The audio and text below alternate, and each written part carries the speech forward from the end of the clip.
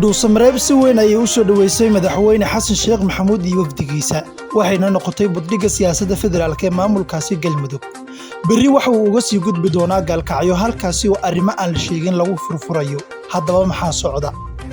magaalada caasimadda ah ee dhuusamareeb maamulkeeda iyo shacabkuba waxay u ahayd maalin soo dhaweyn iyadoo garoonkoogaas nuur si weyn loogu soo dhaweeyey wafdi uu horkacayo madaxweyne xasan sheekh iyadoo uu goobta ku soo dhaweeyey madaxweynaha galmudug ee axmed cabdi kaariye qoorqoor safar lagu sheegay mid shaqo ayuu kaga sii ambabixi doonaa isagoo si toosa ugu wajahan magaalada gaalkacyo ee gediga galmudug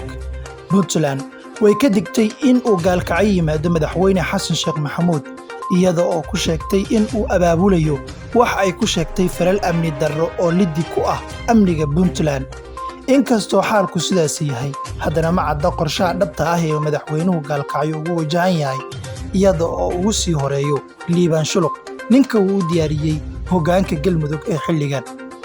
mala dhiban tahayoo ma isku aragtaa qandho joogta ah madax xanuun labalaba zaa'ida bogo iyo beerka oo ku olola tabardarro zaa'ida xubnaha oo ku xanuuna ama socodka oo ku dhiba indhuhu ma ku madoobaadaan kaalay waxaan ku hayaa dhakhtarkaagii isbitaalka fiqi hosbitaal waxaa kugu diyaaro 24 saaxiigan kugu ah dhakhtar fiqi oo in ka badan 30 sano taqasus leh caafimaadku waa qaali iyo hadda gaar isbitaalka fiqi oo kumaan eeb uu ku caafiyey ama kala xiriir lambarada shaashada kaaga muuqda